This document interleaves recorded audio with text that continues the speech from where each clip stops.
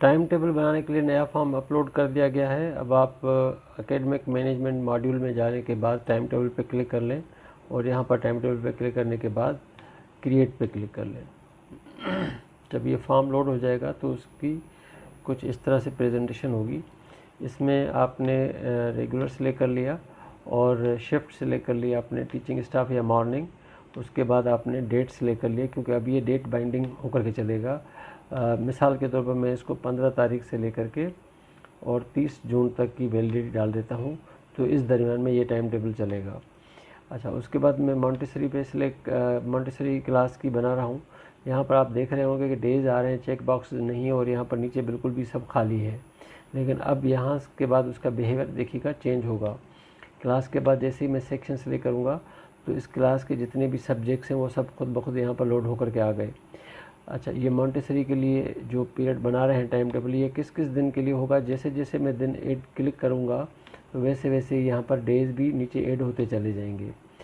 अब आपने इसमें सिलेक्शन करनी है कि आपका टाइम टेबल किस तारीख से स्टार्ट हो रहा है। मिसाल के तौर पर मंडे के दिन म्यूज़िक, इंग्लिश एंड मैथ है, तो म्यूज़िक, इंग्लिश एंड मैथमेटिक्स है, तो ये पहला पीरियड हमने कर लिया। जैसे ही हम इसको कर लेंगे तो यहाँ पर नीचे ये नंबर ऑफ़ डेज़ बता रहा है कि कितने पीरियड आपके मंडे के दिन होंगे, और ख़ुद ब खुद ये रोज़ भी ऐड कर रहा है कि मंडे के दिन आपका कौन कौन सा पीरियड है। अच्छा, इसी तरह से ट्यूसडे के दिन फिर आप आ जाएंगे तो ट्यूसडे के दिन आपके पास जो पहला पीरियड है वो इंग्लिश है, फिर उर्दू एंड आर्ट है। तो हम इंग्लिश का यहाँ पर सिलेक्ट कर लेते हैं number 1, Urdu number 2 and art number 3। तो ये तीनों पीरियड हमारे पास हो गए। उसके बाद फिर हम वेडनेसडे के दिन आएंगे, music, math and English. Wednesday को म्यूज़िक, मैथमेटिक्स हालांकि नीचे है लेकिन मैं पहले इसलिए कर रहा हूँ क्योंकि सेकंड पीरियड हम इसको दे रहे हैं। अगर मैं यहाँ पर पहले इंग्लिश सिलेक्ट करूँगा जो कि सीक्वेंस ऑर्डर में तो ऊपर है, लेकिन मैं इसको 3rd नंबर पे सिलेक्ट करूँगा ताकि हमारे पास जो पीरियड की एलोकेशन है वो सीक्वेंस ऑर्डर में नंबर 3 पे चली जाए। ये ख़ुद ब खुद नंबर यहाँ पर नीचे ऐड कर रहा है, नीचे जैसे मैंने आपको बताया था। तो यहाँ पर देखें म्यूज़िक, मैथमेटिक्स एंड इंग्लिश तीसरे नंबर पर लेकर के आ गया। अच्छा, अब उसके बाद मैं आ जाता हूँ थर्सडे के दिन। तो यहाँ पर थर्सडे के दिन म्यूज़िक पहला पीरियड है, उसके बाद उर्दू, उसके बाद फिर मेरे पास इंग्लिश का पीरियड है। तो इंग्लिश इसके ऊपर है तो मैं इंग्लिश को बाद में सिलेक्ट करूँगा।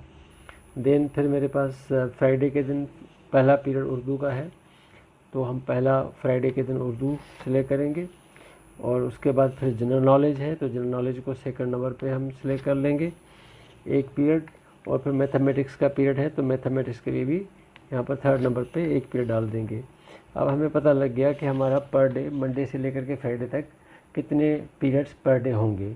जैसे ही हमने ये डाल दिया तो यहाँ पर इतनी रोज़ यहाँ पर खुद ब खुद नीचे आ गई हैं। अब आपने यहाँ पर सिर्फ टाइम टेबल सिलेक्ट करना है कि पीरियड कौन सा होगा, पहला इसका, फिर 2nd होगा इसका एंड फिर 3rd होगा इसका। इसी तरह से पहला, first, 2nd period and 3rd period. ये आपके लिए आसानी पैदा हो गई। आप चाहें अगर गलती से ऊपर नीचे हो भी गया हो तो आप यहाँ पर पहला और इसको आप 3rd पीरियड सिलेक्ट कर सकते हैं, कोई मसला नहीं है। लेकिन फिर भी एहतियाती तौर पर हमने इसको अकॉर्डिंगली आपको बताने के लिए ये सारे पीरियड जैसे ही सिलेक्ट हो जाएं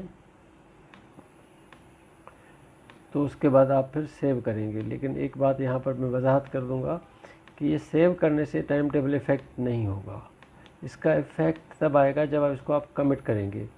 मैं इसको कमिट भी कर लूँगा यहाँ पर ताकि हमें पता लग जाए। ये सेव का बटन मैंने प्रेस कर लिया,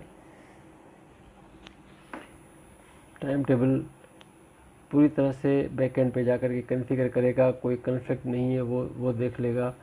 इसमें एक और चीज़ जो थी, यहाँ पर बोथ सिलेक्ट हुआ है, इसको आप क्लिक करके यहाँ पर अगर दो टीचर्स को टाइम टेबल दिया गया है तो आप पहले टीचर को आपने पहला पीरियड दिया, दूसरे पीरियड को टीचर को दूसरा पीरियड दिया, ये आप कर सकते हैं। ये सब्जेक्ट असाइनिंग के फॉर्म पे जाकर के देखा जाता है कि हमने ये सब्जेक्ट म्यूज़िक का कितने टीचर्स को दिया है।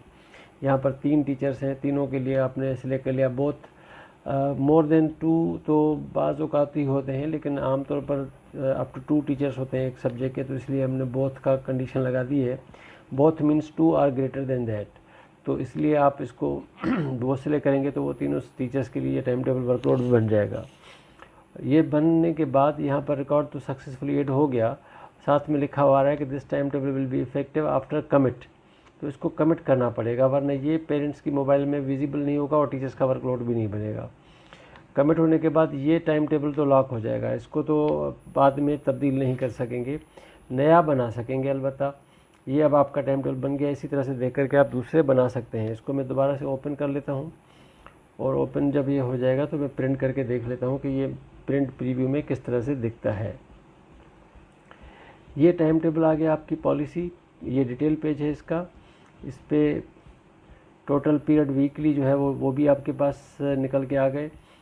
उसके अलावा आपके पास यहाँ पर ये तफसील भी लिखी हुई आ गई, लेकिन इसको जब आप प्रिंट करेंगे तो ये इसकी रिपोर्ट भी इस तरह से जनरेट हो जाएगी, और ये पेरेंट्स को मोबाइल ऐप में नज़र भी आएगी।